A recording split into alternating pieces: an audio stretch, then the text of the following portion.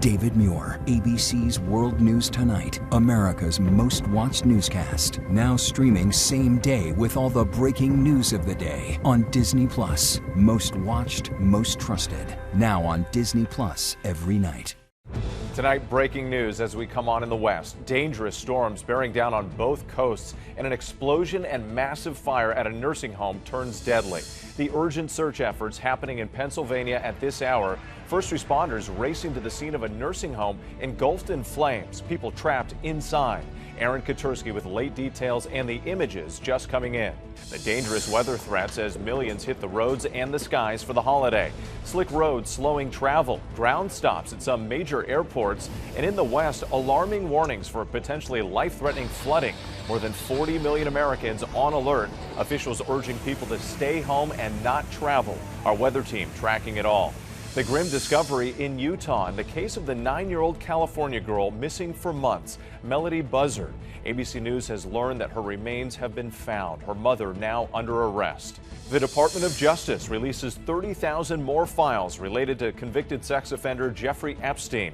The information about President Trump, how many times he allegedly flew on Epstein's jet in the 1990s, trips he has denied. The newly revealed emails apparently linked to former Prince Andrew, and the warning signs missed that could have protected other women. Former Nebraska Senator and one-time college president Ben Sasse, the husband and father, revealing his terminal cancer diagnosis. President Trump hails the surprising expansion in the economy, the largest GDP growth in 2 years, but are Americans feeling it? The weight loss game changer. The FDA approves a new once-a-day Wegovy pill. How much will it cost? Superstar Taylor Swift and what she just did to help spread holiday cheer. And America Strong tonight, one local business owner turning her own loss into a personal holiday gift for her community. From ABC News World Headquarters in New York, this is World News Tonight with David Muir. Good evening, I'm Whit Johnson in for David tonight. We're tracking the dangerous storms on both coasts just as millions travel for the holiday. But we begin with late breaking news as we come on in the west. The urgent rescue effort after a deadly explosion rocked a nursing home outside Philadelphia. The images just coming in, a massive fire erupting at the facility in Bristol Township. Reports of multiple people trapped inside. First responders from neighboring towns, Philadelphia and parts of New Jersey, racing to the scene. Authorities warning people to stay away because of the huge response. ABC's Aaron Katersky leads us off. Tonight, this roaring fire after a gas explosion leveled part of a Pennsylvania nursing home, trapping victims under the rubble and turning deadly. The explosion was really quite catastrophic. We know that at this time, there are at least 2 fatalities. We know that there are some number of individuals still missing. First responders racing into Silver Lake Nursing Home outside Philadelphia. There was a big boom. People are running off the facility. It was like a dynamite explosion. Crews searching floor by floor, declaring a mass casualty incident. Need the basement water turned off urgently. We got people drowning down here. Flames and smoke pouring out of the wrecked building that has space for more than 170 beds, according to a state report. This building literally just exploded right in front of my eyes. Witnesses consoling one another, staring at the blown-out slabs of brick and debris. It's so devastating, and it's like a big family in there. Tonight, emergency crews and canine teams are trying to account for everyone who was inside. Fire department personnel immediately went into a rescue mode. They pulled many residents out of the building via windows, doors, stuck in stairwells, stuck in elevator shafts. Late today, the utility company said it responded to a call for a gas odor when the blast occurred. And when evacuated residents are being taken to local schools, crews are bringing heavy machinery to the devastated site, and they need to find beds for the displaced 2 days before Christmas. Whit.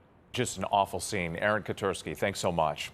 Now to the dangerous weather threats slamming both coasts right now during the peak of holiday travel. The storm's forcing ground delays at Newark Airport in the northeast and San Francisco in the west. People packing airports nationwide. Large crowds at LAX this morning. Millions of Americans across Southern California bracing for dangerous flooding, up to a foot of rain over the next few days. Officials warning residents to stay home and off the roads. We'll have the forecast in just a moment. But first, here's ABC's Matt Rivers at Newark Airport. Tonight, millions on the move for the holidays on roads and airports coast to coast. With more than 45,000 flights scheduled to lift off today alone, LAX was packed this morning. Amy Volman's trying to get home to Vermont. Well, I'm a little nervous. My mom told me you might want to keep checking your flight because I guess as I'm landing in Boston, there's a snowstorm that's going to start. That snowstorm blanketing the Northeast with snow and rain from Rochester to Philly to upstate New York. In New York City, surveillance video showing a garbage truck slamming into several vehicles and a scaffolding, killing a woman underneath. Roads were slick at the time. It's getting pretty bad. Northern California slammed with more than a half foot of rain since Sunday. In Humboldt County, Coast Guard rescuers smashing the sunroof of this vehicle, hoisting a 72-year-old woman trapped inside to safety. And as the waters subside in Northern California, the National Weather Service has issued their highest alert for flooding for parts of Southern California. Our Melissa Adan in fire-ravaged Altadena. You see these blue tarps here on the ground trying to prevent a mudslide. This as homes here are just frames under construction that are now threatened by these hillsides that could collapse from the rain. With nearly a foot of rain forecast, officials begging everyone to heed evacuation warnings and orders. What worse time, right, for something like this to happen? Christmas Eve, Christmas Day. And Whit, back here at Newark Airport, look at that crowd behind me. This isn't even the security line. These people are waiting to go up to get to the security area. Ground delays right now averaging about 45 minutes. The next busiest day to fly just after Christmas, Whit, on December 28th. Yeah, those crowds not letting up. Matt Rivers for us. Thanks so much. Let's get right to Chief Meteorologist Lee Goldberg with our New York station WABC. And Lee, one storm moving out, but another dangerous threat moving in. Indeed, Whit, we sound the all-clear sign here in New York, but still lingering effects upstate New York, northern New England. There's a rain-snow mix in Boston, snow in the interior. There'll be enhanced snow in Maine tomorrow morning, 6 to 12 inches in spots. Portland's under a winter storm warning. And then the major flood event that's unfolding over Southern California. See that rare high risk? You've heard about it for days. On those days, you have the most flood fatalities and damage. That area includes part of L.A. and Burbank and Glendale. Let's see how it all unfolds tonight. Rain becomes more widespread. The brunt tomorrow morning, about 7 in the morning local time to 3 in the afternoon. Then lighter rains after that, but an inch an hour, mudslides and burn scars. We're very concerned about this flooding. Through tomorrow night, we can see a half foot of rain in the high elevations north of L.A., maybe up to 10 inches of rain, 2 to 6 feet of snow in the Sierra. More rain Thursday and Friday will be lighter. While that's happening, the rest of the country quieter with record warmth over the middle of the country for Christmas Eve and Christmas Day. Whit? We know you'll be tracking it all, Lee. We appreciate it. Now to the latest on the Epstein files. The Department of Justice releasing thousands of more documents, some of them making reference to President Trump and other high-profile men. And tonight, growing anger from some of Epstein's survivors, suggesting authorities should have stopped his crimes years earlier. ABC's Jay O'Brien reports from Washington. Tonight, the new details in more than 30,000 pages of Jeffrey Epstein files released in the middle of the night by the Department of Justice, some mentioning President Donald Trump. In one email written during Trump's first term, a federal prosecutor handling the case of Epstein's accomplice Ghislaine Maxwell alerting his colleagues that flight records reflect that Donald Trump traveled on Epstein's private jet many more times than previously has been reported or that we were aware. Didn't want any of this to be a surprise down the road. A total of 8 flights in the mid-1990s, prosecutors said, most later made public. But just last year, Trump, who had a decades-long friendship with Epstein, claimed he was never on Epstein's plane. Another new email shows the FBI pursuing possible Epstein accomplices the day after he was arrested in 2019, asking for an update on the status of the 10 co-conspirators. But this summer, the Justice Department said there was not enough evidence to warrant prosecuting anyone else in connection to Epstein. Maxwell is the only co-conspirator ever charged. The records show prosecutors repeatedly tried to interview others in Epstein's orbit, including former Prince Andrew, seen here in a newly released photo with Maxwell and others who are unidentified. Virginia Giuffre long claimed Epstein trafficked her for sex with Andrew 3 times in 2001 when she was a teenager, which Andrew denies. He knows exactly what he's done. And newly released emails from that same year show a message to Ghislaine Maxwell from someone going by the letter A, saying they're writing from Balmoral Castle, calling it summer camp for the royal family, and asking, "Have you found me some new inappropriate friends?" Maxwell writing back, "So sorry to disappoint you, I have only been able to find appropriate friends." The records raise serious questions about why Epstein wasn't stopped years ago. This Palm Beach police report shows authorities looked into Maxwell in 2001 for allegedly recruiting college students to work for Epstein, saying at least 2 girls complained about Epstein touching them inappropriately. And tonight, top Democrats on Capitol Hill calling for an investigation into how this 1996 FBI tip was ignored. A child pornography complaint accusing Epstein of stealing photos of 12 and 16-year-old girls, possibly to be sold. Epstein wouldn't face criminal charges for another decade. How can a woman be making such a serious accusation not be true and nobody looked at it? So we do ask the DOJ to do their job. With many of those Epstein survivors angry tonight, still waiting on the Department of Justice to release all of the files it has days after the legal deadline to do so. More than 100,000 pages have come out so far, just a fraction of what sources tell ABC News could be upwards of 1 million pages the department has. Whit. All right, Jay O'Brien, thank you for that. Tonight, a grim discovery ending the search for California 9-year-old Melodee Buzzard. ABC News has learned that her remains have been found in Utah, and now her mother is in custody. Here's ABC's Stephanie Ramos.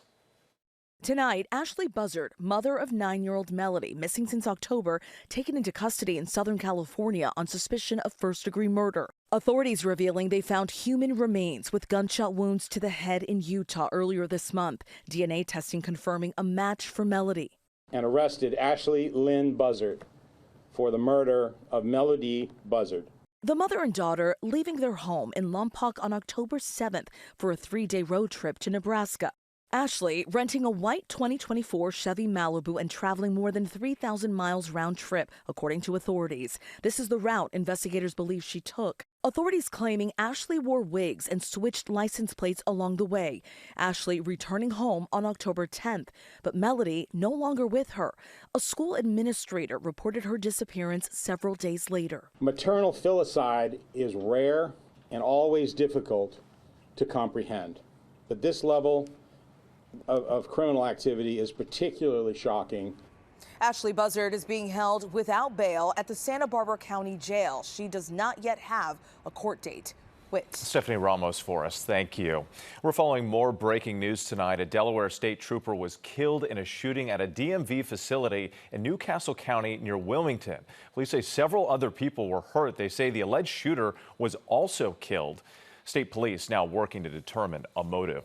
Now to the devastating diagnosis from a former senator and former University of Florida president, Ben Sasse, the 53-year-old husband and father, revealing that he has stage 4 pancreatic cancer. Here's ABC's Melodee. Tonight, former U.S. Senator from Nebraska, Ben Sasse, revealing a sudden and devastating diagnosis. He has stage 4 pancreatic cancer.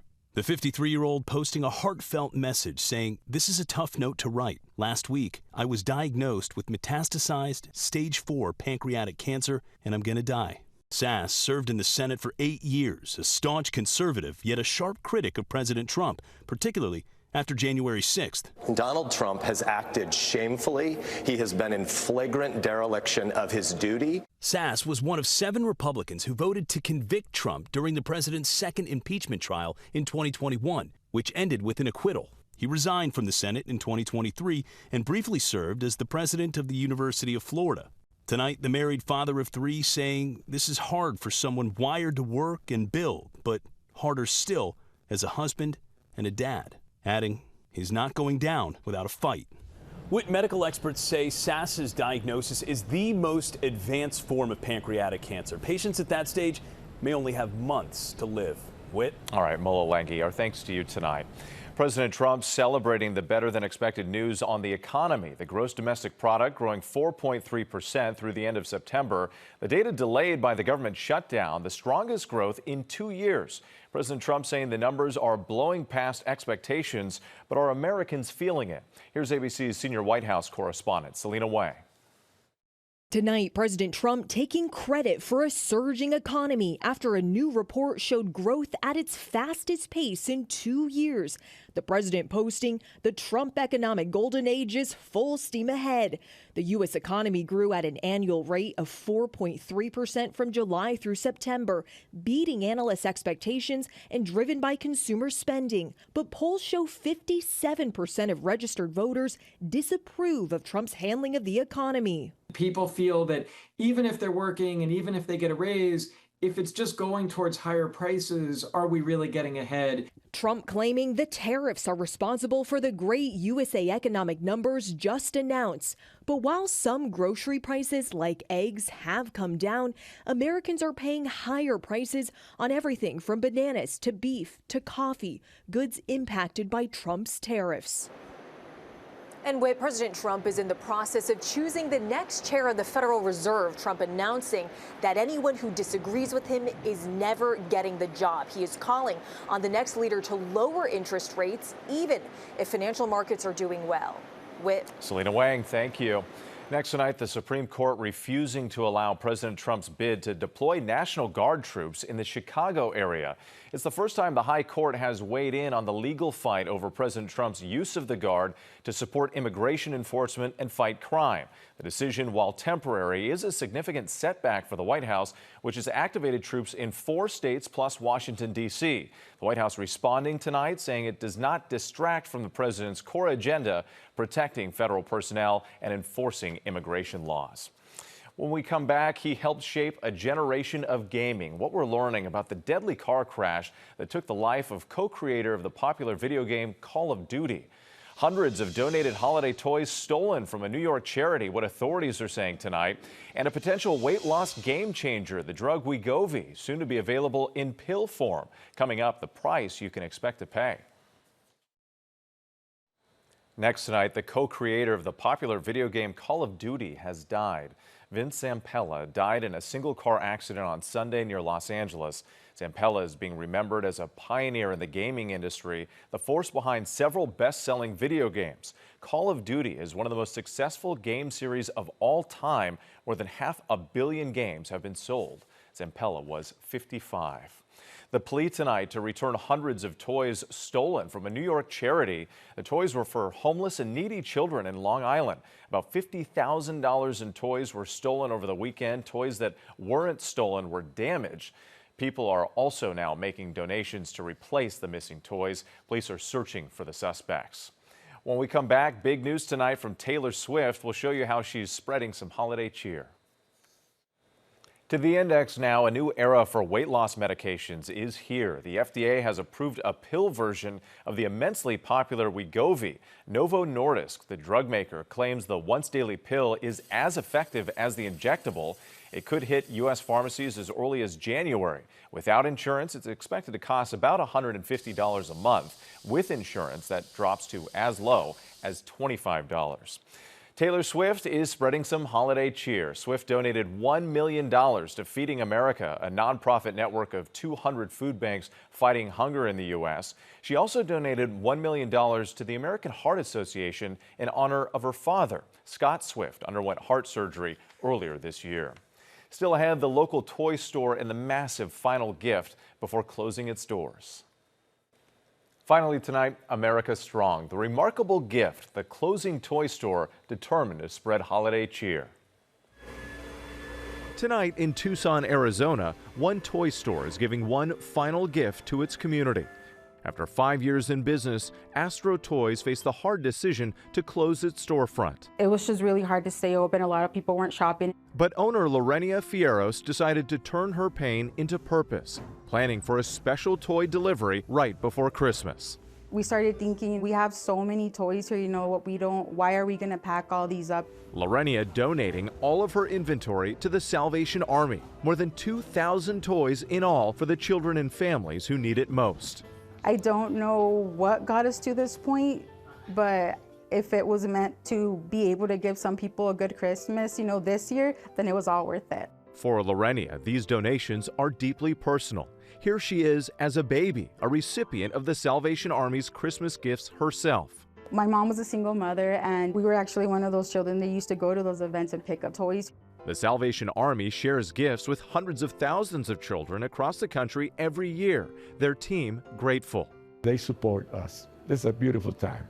Lorenia hopes her business ambitions can begin a new chapter in the new year. But for now, she's embracing this full circle moment, delivering some holiday magic. Merry Christmas! Merry Christmas! Merry Christmas, truly a special gift. I'm Whit Johnson. Have a great night. David Muir, the most watched newscast in America. And now, ABC's World News Tonight has won the Emmy for Best Live News Program for the third year in a row.